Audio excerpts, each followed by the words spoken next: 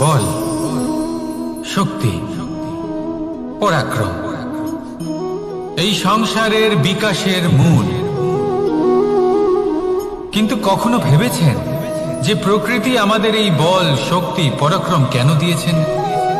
যাতে আমরা জীবনে কারোর উদ্ধার করতে পারি, কাউকে সাহায্য করতে পারি, কারোর জন্য ভালো কিছু করতে পারি, কোনো গরিব অসহায় মানুষের জন্য কিছু করতে পারি। এই বল, এই শক্তির সদ্ব্যবহার করতে পারি।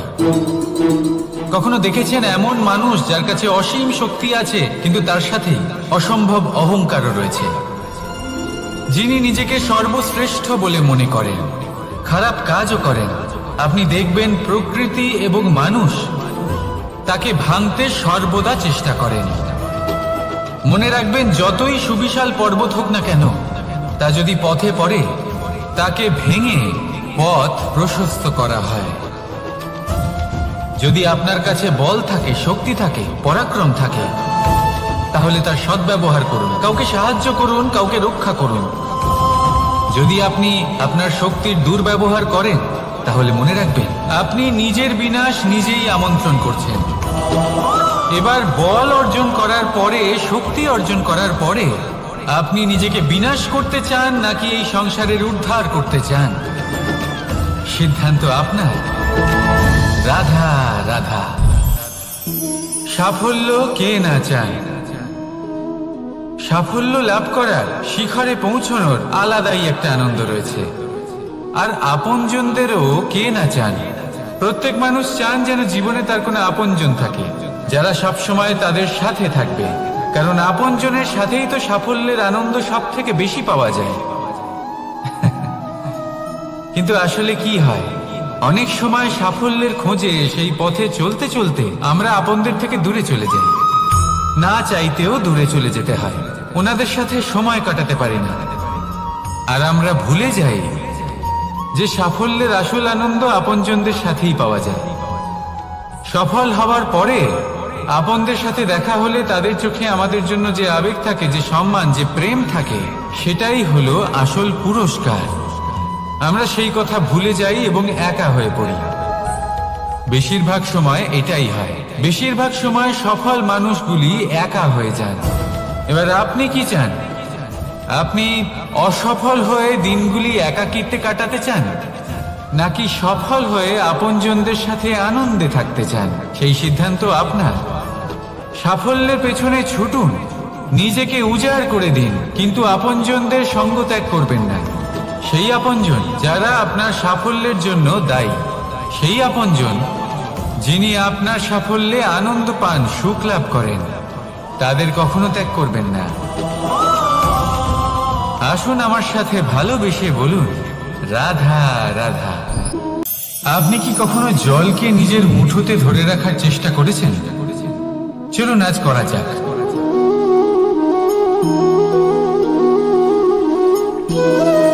যদি আপনি নিজের মুঠো জোরে বন্ধ করেন, জল ধরে রাখতে পারবেন না।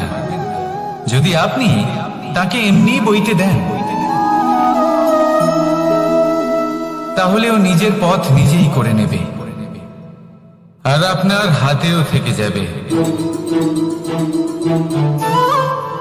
আমাদের জীবনও হলো কিছুটা এরকম, জলের মতো। নিজের পথ নিজেই করে নেয় এই জীবন। প্রত্যেক সমস্যার সমাধান নিজেই করে নেয় এই জীবন।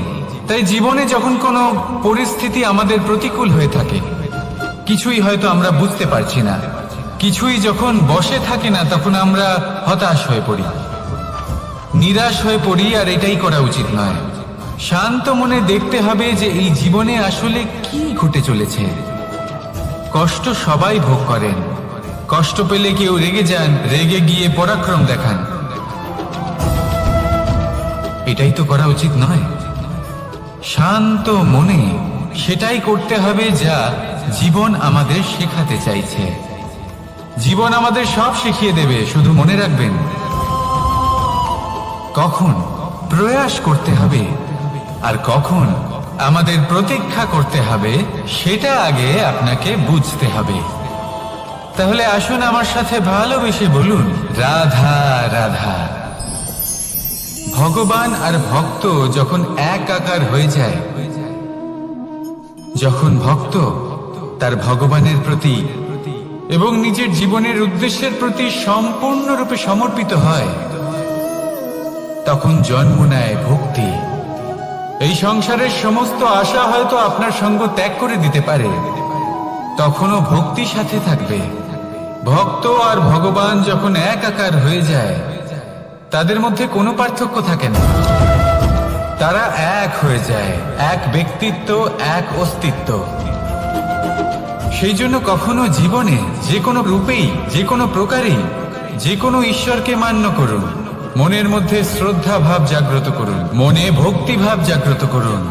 এই সমগ্র সংসারে সব কিছু আপনাকে ছেড়ে চলে গেলেও তখনও এই ভক্তি শুধুমাত্র আপনার উত্থান ঘটাবে।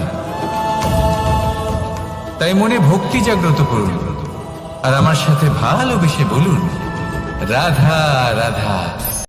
বরদান এবং অভিশাপ, এই দুই হলো একই মুদ্রার দুটি পিঠ।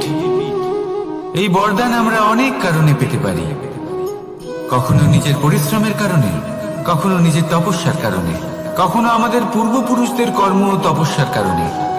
কিন্তু এই বরদান কতক্ষণ বরদান থাকবে তা আমরা নিশ্চিত করতে পারি না।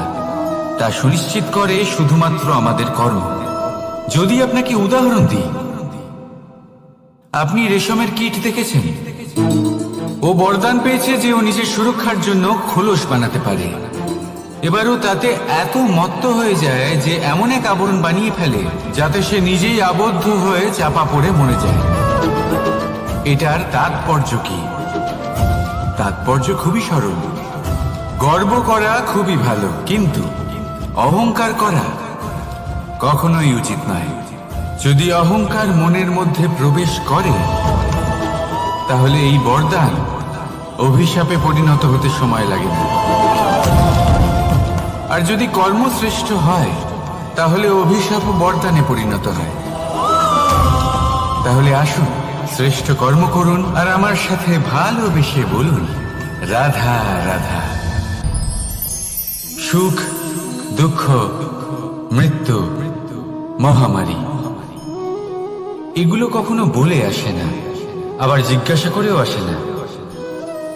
এমনই হয় দ্রুত ক্রীড়ার এই খেলায়। এক কারাগারের মতো, একটা মাকড়সার জালের মতো। যেমন একটা মাকড়সার জাল একটা পোকাকে নিজের দিকে আসতে আকর্ষিত করে, নিজের চমকের দ্বারা, নিজের গঠন দ্বারা। সেরকমই দ্রুত ক্রীড়ার এই খেলা মানুষকে নিজের দিকে আসতে প্ররোচিত করে। শেষে গিয়ে মানুষ আটকা পড়ে। পার্থক্য শুধু এটাই, যখন এক পোকা এই জালে জড়িয়ে পড়ে তখন সে তার প্রাণ হারায়। মানুষ যখন এই দ্রুত ক্রীড়ায় আকর্ষিত হয়, সে নিজের মান, নিজের ধন সব কিছু হারায়, নিজের বিবেক হারিয়ে ফেলে। কিন্তু আপনি আপনার বিবেক কখনোই হারাবেন না। যদি আপনার মনে লোভ চলে আসে, আপনি লোভী হয়ে ওঠেন। যদি আপনি দ্রুত ক্রীড়ার এই খেলায় আটকা পড়েন, তাহলে মনে রাখবেন, এই খেলা থেকে ফিরে আসা প্রায় অসম্ভবই বলা যায়। নিজের বিবেক কখনো হারাতে দেবেন না, কারণ বিনাশ আসার প্রথম লক্ষণ হলো বিবেকের বোধ চলে যাওয়া। এই প্ররোচনায় কখনো পা দেবেন না। আর আমার সাথে ভালোবেসে বলুন, রাধা রাধা। বিজয়, বিজয় লাভের জন্য মানুষ কি না করে থাকে, যে কোনো সম্ভাব্য প্রচেষ্টা করে। কিন্তু নিজের বিজয় লাভের জন্য বাজিতে যা ইচ্ছে তাই রেখে দেওয়া কি উচিত কাজ? কখনোই নয়। নিজের হারানো সম্মান, নিজের হারানো সম্পত্তি, নিজের হারানো অধিকার ফিরে পাওয়ার শুধু একটাই পথ রয়েছে, আর তা হলো পুরুষার্থ, দ্রুত ক্রীড়া নয়। যে মানুষ নিজেই হেরে গেছে, নিজেই নিজের জয়লাভ করার জন্য অন্য কাউকে কিভাবে বাজিতে রাখতে পারে? এ হলো সম্পূর্ণরূপে অনুচিত। অনেক সময় অনেক ধন লাভ করার জন্য, অনেক সম্পত্তি লাভ করার জন্য আমরা নিজের আসল ধন, আমাদের আপনজন, তাদেরকে হারিয়ে ফেলতেও প্রস্তুত হয়ে যাই। এটা একেবারেই উচিত নয়। যত বড়ই সংকট আসুক না কেন, আমাদের আপনজনদের আমাদের সাথেই রাখা উচিত। নিজের বিজয়ের জন্য ওনাদের বাজি রাখা ঠিক নয়। এই ভুল কেউ একজন করেছেন, আপনি তা ভুলেও করবেন না। রাধা রাধা। নারী জন্মসূত্রে কারোর কন্যা, ধর্মসূত্রে কারোর পত্নী, আর কর্মসূত্রে কারোর মা। আমাদের মনে এই ছবি আঁকা রয়েছে একজন নারীকে নিয়ে, তাই না? একটা অতুলনীয় ভূমিকা রয়েছে নারীদের আমাদের জীবনে, আর নারী ছাড়া আমরা কিছুই নই। কিন্তু অধিকার, সেখানে আমরা একটা ভুল করে বসি। যখন নারী একজন কন্যা থাকে, যখন সে জন্ম নেয়, তখন তার ওপর অধিকার থাকে তার পিতার। আর তারপর যখন বিয়ে হয়ে যায়, তখন তার অস্তিত্বের উপর অধিকার থাকে তার স্বামী। আর যখন তিনি মা হন, তখন নিজেই তিনি জীবনের সমস্ত অধিকার দিয়ে দেন তার সন্তানকে। কিন্তু আমরা কি কখনো এটা ভেবেছি এই জীবন হলো তার নিজের? যে নারী সবার কল্যাণ করছেন, তার জীবনের অধিকারও তার কাছেই থাকা উচিত, তাই না? তার নিজের জীবনের সিদ্ধান্ত সে নিজেই নিতে পারে, নিজেই নিজের ভাগ্যের রচয়িতা হতে পারেন। আর এর জন্য আমাদের নিজেদের পাল্টাতে হবে, দৃষ্টিভঙ্গি পাল্টাতে হবে। কারণ এই ধারণা সেটা আজ বা কালকের ব্যাপার নয়, এটা ঘটে চলেছে বহু বছর ধরে আর চলতেই থাকবে যদি আমরা এটা না বদলাই। আর এটা তখনই সম্ভব হবে যখন আমরা নিজেদের মধ্যে পরিবর্তন আনব। তাই আজকের পর থেকে, এই মুহূর্ত থেকে, কোনো নারীর ওপর অকারণ অধিকার স্থাপনের আগে সহস্রবার ভেবে দেখবেন। কারণ যখন নারী নিজের অধিকার কেড়ে নিতে বাধ্য হবেন, তখন শুধু এবং শুধুমাত্র বিনাশই ঘটবে। রাধা রাধা। মানুষ, কোন ব্যক্তির নির্মাণ হয় কিভাবে? কেউ বলবেন পঞ্চতত্ত্বের দ্বারা, কেউ বলবেন আত্মা, দেহ ও চেতনার দ্বারা, কেউ বলবেন ঈশ্বরের কৃপার দ্বারা, তো কেউ বলবেন এই প্রকৃতির পরীক্ষার দ্বারা। না, মানুষের নির্মাণ হয়ে থাকে বিশ্বাস দ্বারা। ব্যক্তি তখনই গড়ে ওঠেন যখন ব্যক্তিত্ব থাকে, ঠিক কিনা?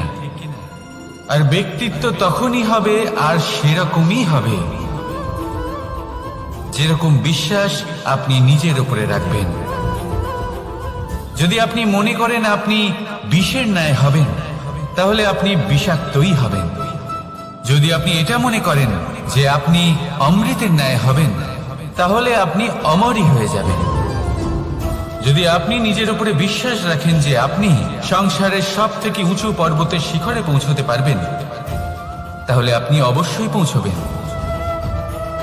যদি আপনার এরকম মনে হয় যে আপনি এরকম কখনো করতে পারবেন না, তাহলে এরকম কখনোই হবে না। ভেবে দেখবেন, বিশ্বাসের মধ্যেই বিশ্ব বাস করে থাকে। তো আপনার অস্তিত্ব কেন করবে না? যেমন বিশ্বাস আপনি নিজের উপরে রাখবেন, তেমনই আপনি হয়ে উঠবেন। সেই জন্য নিজের উপরে বিশ্বাস রাখুন। আর হ্যাঁ, ভালোবেসে বলুন রাধা রাধা।